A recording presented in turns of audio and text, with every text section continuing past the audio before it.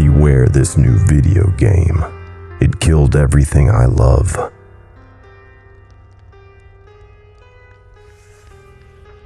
My buddy Steve was a genius at making money without doing anything. At one point, he was enrolled in 12 different clinical trials at the same time. Some of these were for drugs that would have had bad interactions, but it didn't matter to Steve, because he never actually took the drugs. He did it like they do in the movies and just slipped them under his tongue and then spat them into his hand when the doc was turned away. Other trials were for new therapeutic approaches and things like that, but those were no problem for Steve either.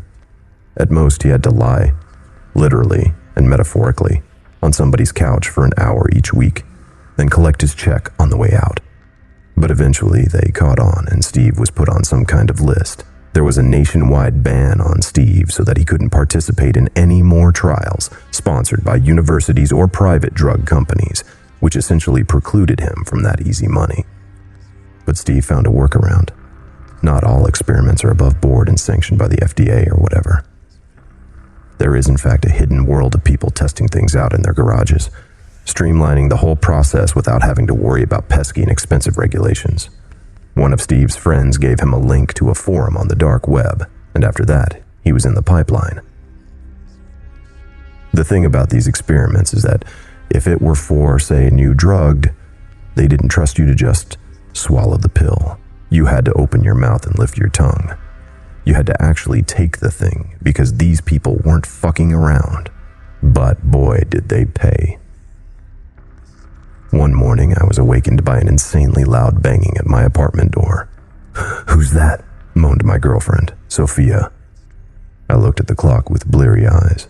It was 5:55 a.m. "Open up, dude," shouted Steve from the hallway. "Oh, fuck him," said Sophia. "He could be in trouble," I said, shooting out of bed, full of adrenaline. I answered the door in my boxers, and there was Steve bouncing up and down, his pupils each the size of the full moon. "Are you okay?" I asked. "I'm awesome," said Steve. "Holy shit, dude. This stuff. They gave me $1,000 to take one fucking pill, and it rules so much. It feels so good. Oh my God, Jay. Oh my God." My head hurt as I tried to piece together a thought. "So you're high. And you came to tell me that you got paid a lot of money to get high." I felt a surge of rage welling up deep inside of me. Yes. I mean, no. Look, man, you're my best friend. I love you. I love you so much. I want to. No, listen, I came here because look, there's money. A lot of money. For me and for you. $20,000 for a video game. To play a video game or something, dude. 20 grand to play a video game for a few hours. Look, I'm just telling you this because I love you. You don't need to take drugs or anything. Just do some virtual reality stuff for a few hours and boom, 20 grand in your pocket. Like that.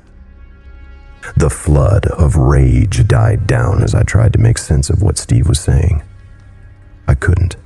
"What are you saying?" I asked. "Why are you here before the crack of dawn? Sophia's pissed and so am I." "Really?"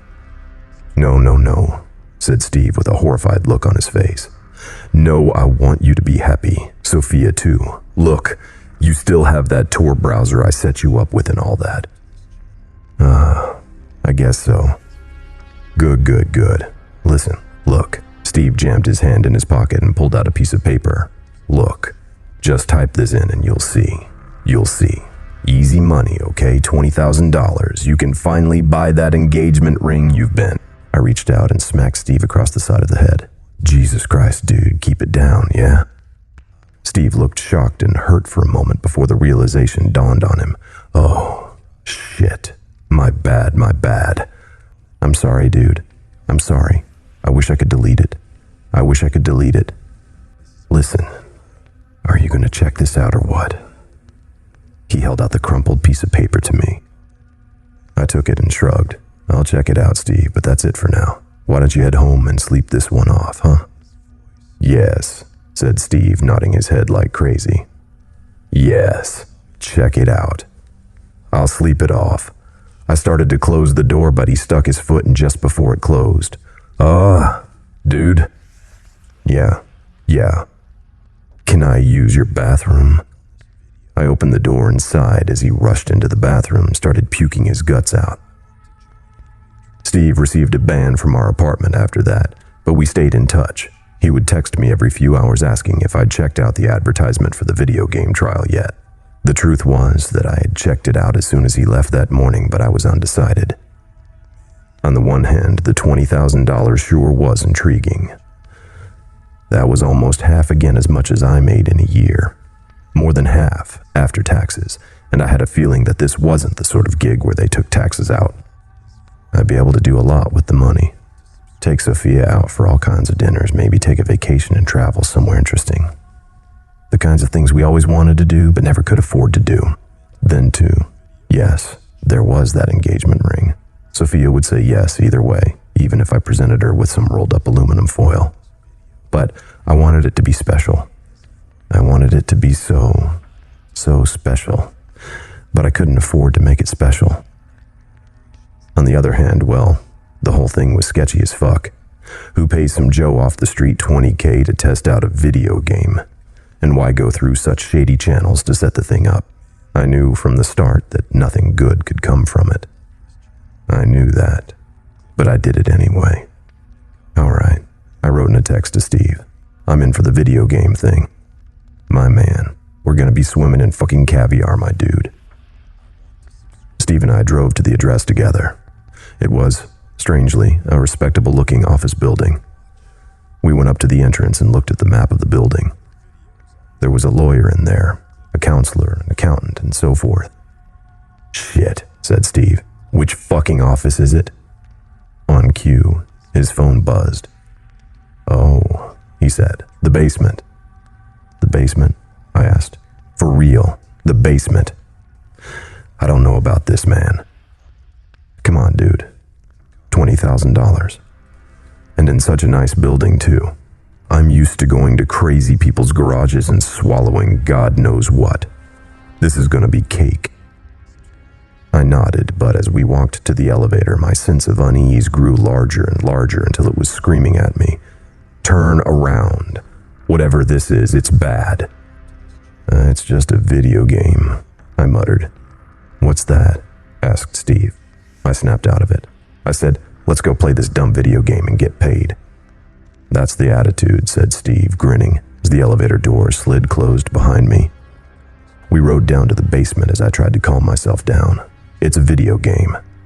In the basement of a respectable office.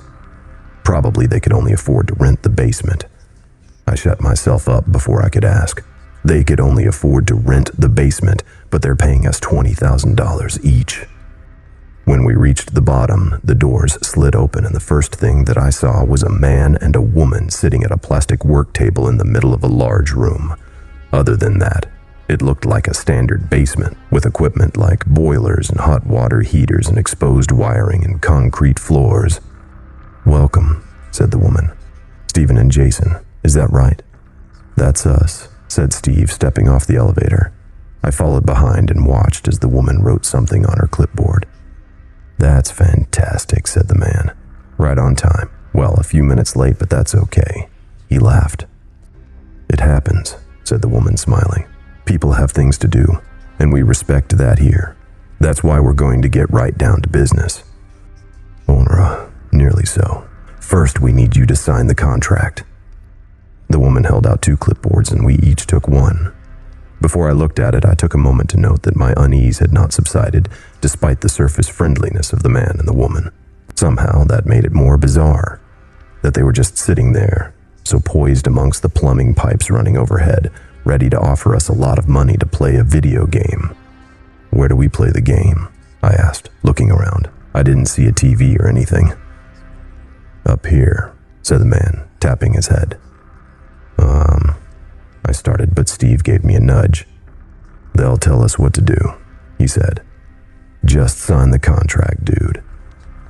He scrawled some information into a few boxes and dashed off a signature while I read more closely. The participant agrees not to seek compensation beyond the predetermined amount. In this case, the predetermined amount is $20,000 USD for participating in one trial game of Total Control, TC. The makers of TC and the administrators of the trial hereby relieve themselves of all liability for any injuries sustained during gameplay, with the express agreement of the participant. Injuries? I asked. What kind of game is this? The woman smiled. Unfortunately, we're not allowed to tell you anything about the game until you sign the contract. After that, you'll know all about it. In the event that the participant is unable to collect the predetermined amount at the end of the game, the makers of TC will transfer the funds to a person of the participant's choosing. The following box is for the participant to note the name and address of the next of kin. So, you're saying that if we die, you'll give the money to somebody that we choose? I asked. Is that right? That's right, said the man. If we die while playing your game, I stressed. I turned to Steve. This is nuts. Steve shrugged. It's a lot of money, dude. Take it or leave it. I'm taking it. I tried to convince myself to leave it, but then I thought about going to Europe with Sophia. I wrote her name in the next of kin box and then signed the form. I handed the clipboard back to the woman, who scanned it over.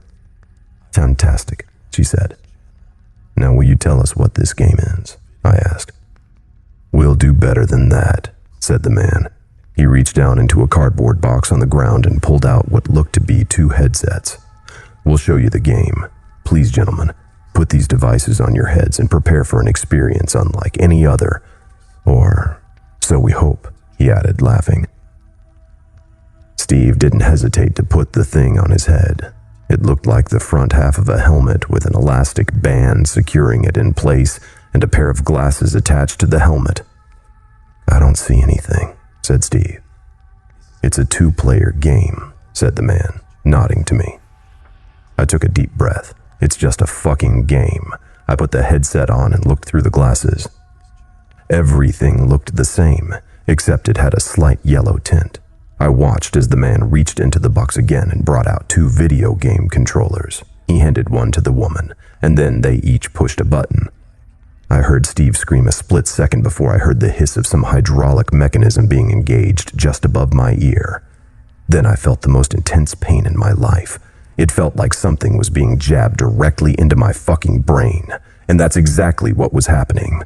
A trickle of blood rolled down the side of my head as my brain lit up with pain. Then, I was out of it. When I woke up, I was strapped to a chair sitting opposite the man and woman behind their table and next to Steve. There was only a dull ache in my head now, but it didn't take long for me to burst into a full-on panic. Good, said the woman. You're both awake. She stood up calmly, walked over and undid my straps. What is this? I gasped. What the fuck is this? It's an experiment, said the man. Don't worry, we've ironed out some kinks since the last time we tried it. What experiment? I asked, standing up on wobbly legs. What are you going to do to us? The woman went to work unstrapping Steve. We've implanted a device in your head, she explained. It allows us to control your physical movements. Or so we hope. Steve rubbed his head. What the fuck? You're gonna pay us, right? Of course, said the man. He reached into his cardboard box and pulled out 2 thick envelopes. I hope cash is okay. He tossed them across the table to our feet. Steve bent down and tore his open.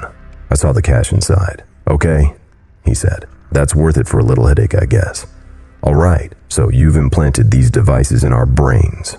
Okay, so can we leave now? You can try, said the man. But you won't be able to if we don't want you to, said the woman. And we don't want you to, said the man. Not until you fight to the death, said the woman. I jumped to my feet and tried to slow down my breathing. Come on, man, I said to Steve. That's enough of this. I bent down to pick up my envelope and then started walking towards the elevator. Thanks for the money, guys, said Steve. Then he followed behind me and pushed the button. The light came on, and we waited for the elevator to come. Then I reached my fist back and swung it as hard as I could at Steve's jaw. It connected with a loud crack, and I saw a spray of blood leave his mouth. Oh, fuck, groaned Steve, rubbing his jaw. I felt dizzy. What the fuck indeed? Why had I just socked my best friend in the face for no reason? Dude, I'm so sorry. I have no idea why I did that. Steve spit out some blood on the basement floor. Forget it. Let's just get the fuck out of here. The elevator door dinged. "Sounds good to me," I said, as the door slid open. I went to step in when suddenly I felt a hand grab my shoulder and roughly spin me around. It was Steve. He had a confused look on his face as he grabbed my neck with both hands and started to choke me. My nerves exploded in panic as I struggled to breathe. I felt myself bring my knee up into Steve's balls. He let go of my neck then and hunched over. "What's happening?" he gasped. I brought my elbow down on his back and he screamed out in pain. "I don't know," I said. "I don't know." I looked over at the man and the woman still seated behind their plastic work table. They were each holding their game controllers and smiling. "What the fuck is happening?" The woman pushed a button and suddenly Steve lunged at me, driving his shoulder into my gut. We hit the ground together, my elbow taking the brunt of the impact. "I'm so sorry," cried Steve. "I can't stop it." I reached up and grabbed Steve's face in my hand. I didn't want to. I tried to make myself stop, but I couldn't.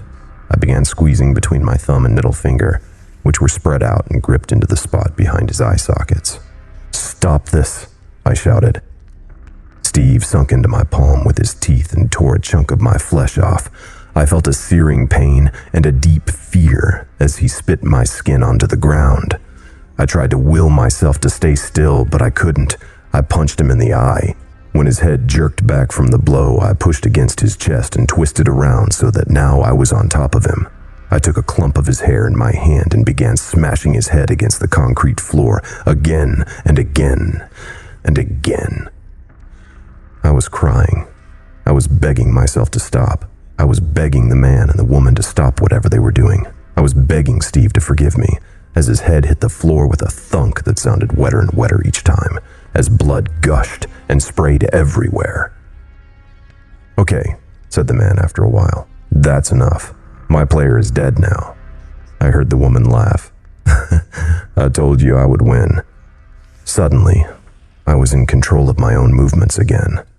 I set Steve's head gently on the ground and knelt next to him, sobbing. "What have I done?" I wailed. "What have I done? What did you make me do?" Now, said the man standing up. "It's not all bad news." He walked over and picked up the envelope of cash that Steve had dropped. He did name you as his next of kin. "So you've just made $40,000. I looked up at him with blurry eyes. "You fucking monsters," I said, standing up. "I'll fucking kill you." I ran at him full of rage with my arms outstretched, but when I got to him I slowed down, spread my arms wider and embraced him in a friendly hug. My mind screamed in terror and rage. But my body wouldn't respond. "We control you now," said the woman. "We're happy to let it go at this. You've served our purpose as a beta tester. We'll let you get in that elevator with your money, and you'll never hear from us again if you honor your contract. Do you remember your contract? There's a copy of it in your back pocket. There's one bit that you should pay careful attention to. The bit about how you are never to tell anyone anything close to what happened here.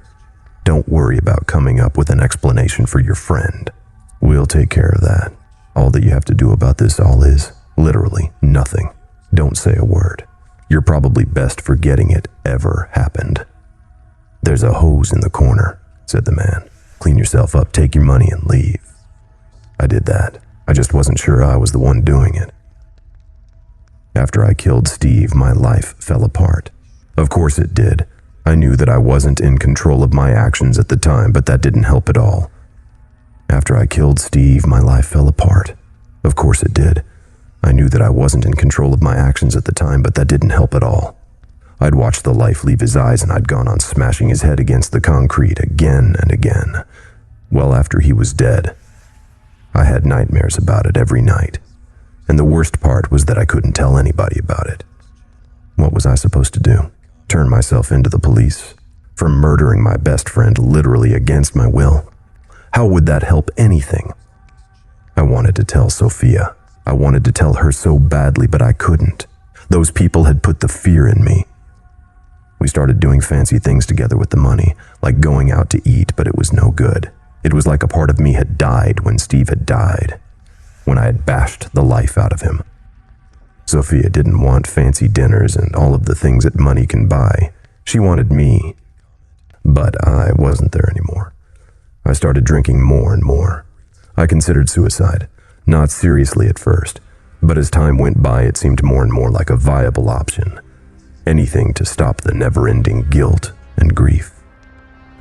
For her part, Sophia stuck with me for longer than could have been hoped for, but finally it got to be too much. It was clear enough that things were over well before the night we lay in bed together after yet another failed attempt at making love. "I can't do this anymore, Jay," she said. "I love you, but something changed after Steve's accident. I know that he was your best friend and it tore your heart out.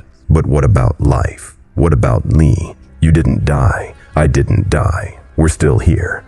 And I can't do it anymore. It's been 3 months and I don't think I've heard you laugh once. I'm not blaming you.